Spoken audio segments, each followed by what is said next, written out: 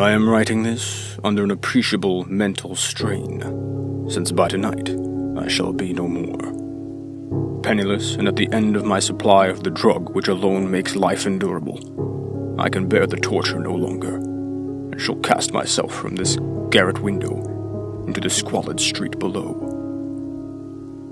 Do not think from my slavery to morphine that I am a weakling or a degenerate. When you have read these hastily scrawled pages, you may guess, though never fully realize, why it is that I must have forgetfulness or death. It was in one of the most open and least frequented parts of the broad Pacific that the packet of which I was supercargo fell a victim to the German sea raider. The Great War was then in its very beginning, and the ocean forces of the Hun had not completely sunk to their later degradation, so that our vessel was made a legitimate prize, whilst we of her crew were treated with all the fairness and consideration due us as naval prisoners. So liberal, indeed, was the discipline of our captors, that 5 days after we were taken, I managed to escape alone in a small boat, with water and provisions for a good length of time. When I finally found myself adrift and free, I had but little idea of my surroundings. Never a competent navigator, I could only guess vaguely by the sun and stars that I was somewhat south of the equator. Of the longitude I knew nothing, and no island or coastline was in sight. The weather kept fair, and for uncounted days I drifted aimlessly beneath the scorching sun, waiting either for some passing ship, or to be cast on the shores of some habitable land. But neither ship nor land appeared, and I began to despair in my solitude upon the heaving vastness of unbroken blue. The change happened whilst I slept. Its details I shall never know, for my slumber, though troubled and dream-infested, was continuous. When I at last awakened, it was to discover myself half-sucked into a slimy expanse of hellish black mire, which extended about me in monotonous undulations as far as I could see, and in which my boat lay grounded some distance away. Though one might well imagine that my first sensation would be of wonder at so prodigious and unexpected a transformation of scenery, I was in reality more horrified than astonished. For there was in the air and in the rotting soil a sinister quality which chilled me to the very core. The region was putrid with the carcasses of decaying fish, and of other less describable things, which I saw protruding from the nasty mud of the unending plain. Perhaps I should not hope to convey in mere words the unutterable hideousness that can dwell in absolute silence and barren immensity. There was nothing within hearing, and nothing in sight save a vast reach of black slime. Yet the very completeness of the stillness and the homogeneity of the landscape oppressed me with a nauseating fear. The sun was blazing down from a sky which seemed to me almost black in its cloudless cruelty, as though reflecting the inky marsh beneath my feet. As I crawled into the stranded boat, I realized that only one theory could explain my position. Through some unprecedented volcanic upheaval, a portion of the ocean floor must have been thrown to the surface, exposing regions which for innumerable millions of years had lain hidden under unfathomable watery depths.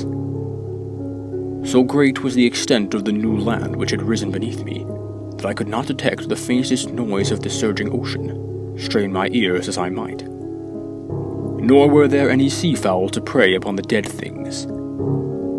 For several hours I sat, thinking or brooding in the boat, which lay upon its side and afforded a slight shade as the sun moved across the heavens.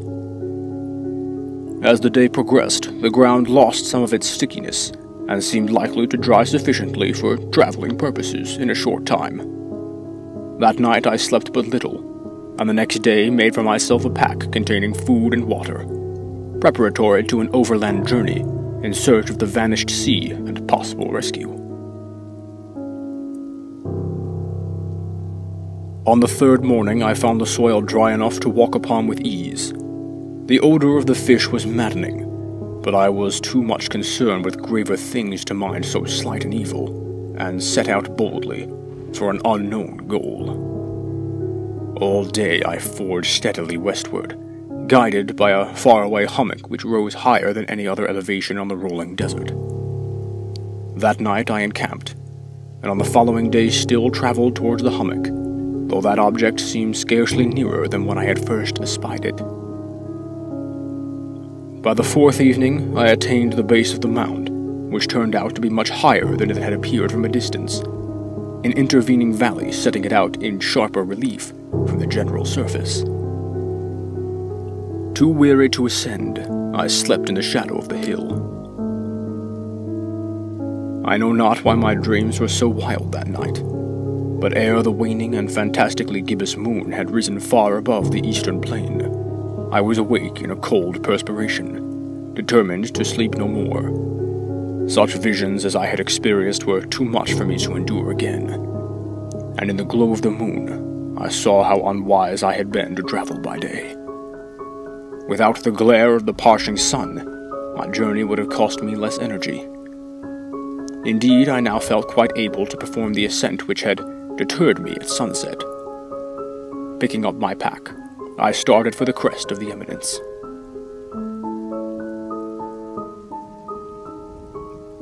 I have said that the unbroken monotony of the rolling plain was a source of vague horror to me, but I think my horror was greater when I gained the summit of the mound, and looked down the other side into an immeasurable pit, or canyon, whose black recesses the moon had not yet soared high enough to illumine. I felt myself on the edge of the world, peering over the rim into a fathomless chaos of eternal night. Through my terror and curious reminiscences of Paradise Lost and of Satan's hideous climb through the unfashioned realms of darkness. As the moon climbed higher in the sky, I began to see the slopes of the valley were not quite so perpendicular as I had imagined. Ledges and outcroppings of rock afforded fairly easy footholds for a descent, whilst after a drop of a few hundred feet, the declivity became very gradual. Urged on by an impulse which I cannot definitely analyze, I scrambled with difficulty down the rocks and stood on the gentler slope beneath, gazing into the Stygian deeps where no light had yet penetrated. All at once my attention was captured by a vast and singular object on the opposite slope, which rose steeply about 100 yards ahead of me, an object that gleamed whitely in the newly bestowed rays of the ascending moon. That it was merely a gigantic piece of stone I soon assured myself, but I was conscious of a distinct impression that its contour and position were not altogether the work of nature. A closer scrutiny filled me with sensations I cannot express, for despite its enormous magnitude and its position in an abyss which had yawned at the bottom of the sea since the world was young, I perceived beyond a doubt that the strange object was a well-shaped monolith, whose massive bulk had known the workmanship and perhaps the worship of living and thinking creatures. Dazed and frightened, yet not without a certain thrill of the scientist's or archaeologist's delight, I examined my surroundings more closely. The moon, now near the zenith, shone weirdly and vividly above the towering steeps that hemmed in the chasm, and revealed the fact that a far-flung body of water flowed at the bottom, winding out of sight in both directions, and almost lapping my feet as I stood on the slope.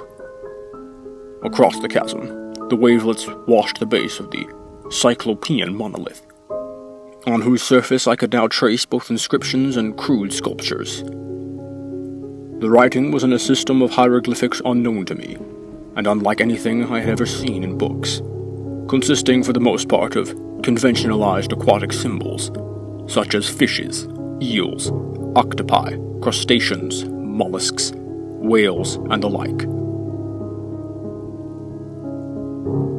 Several characters obviously represented marine things which are unknown to the modern world, but whose decomposing forms I had observed on the ocean-risen plain. It was the pictorial carving, however, that did most to hold me spellbound. Plainly visible across the intervening water, on account of their enormous size, were an array of bas-reliefs whose subjects would have excited the envy of a Dore. I think that these things were supposed to depict men, at least a certain sort of men, though the creatures were shown disporting like fishes in waters of some marine grotto, or paying homage at some monolithic shrine which appeared to be under the waves as well. Of their faces and forms I dare not speak in detail, for the mere remembrance makes me grow faint. Grotesque beyond the imagination of a Poe or a Bulwer, they were damnably human in general outline, despite webbed hands and feet, shockingly wide and flabby lips, glassy, bulging eyes, and other features less pleasant to recall.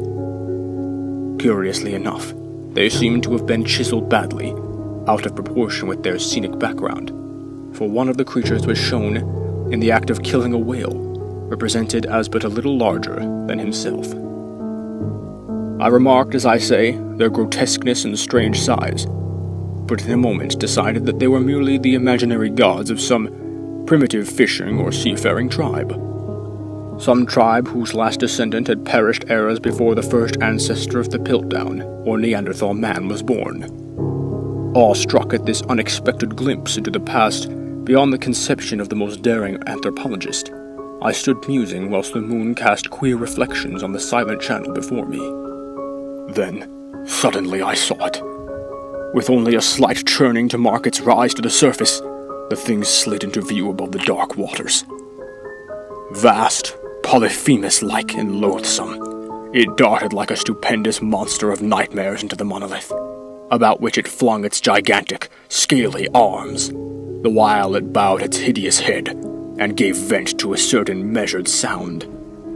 I think I went mad then. Of my frantic ascent of the slope and cliff, and of my delirious journey back to the stranded boat, I remember little.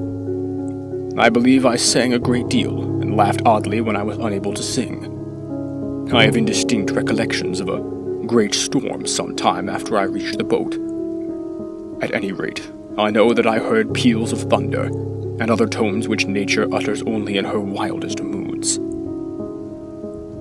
When I came out of the shadows, I was in the San Francisco hospital, brought thither by the captain of the American ship which had picked up my boat mid-ocean.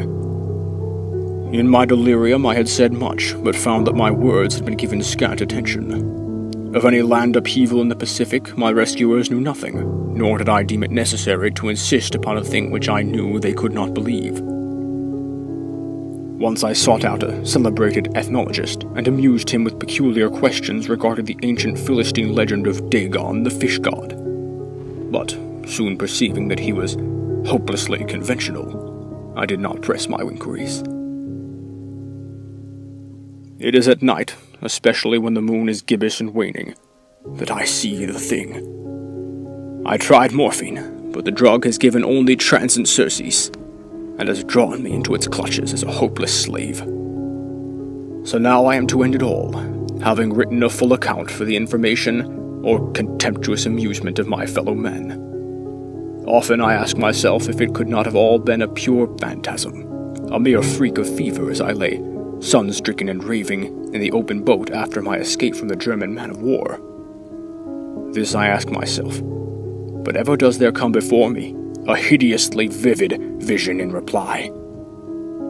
I cannot think of the deep sea without shuddering at the nameless things which may at this very moment be crawling and floundering on its slimy bed, worshipping their ancient stone idols and carving their own detestable likenesses on submarine obelisks of water-soaked granite. I dream of a day when they may rise above the billows, to drag down in their reeking talons the remains of puny, war-exhausted mankind. Of a day when the land shall sink, and the dark ocean floor shall ascend amidst universal pandemonium. The end is near. I hear a noise at the door, as of some immense slippery body lumbering against it. It shall not find me. God, that hand! The window! The window!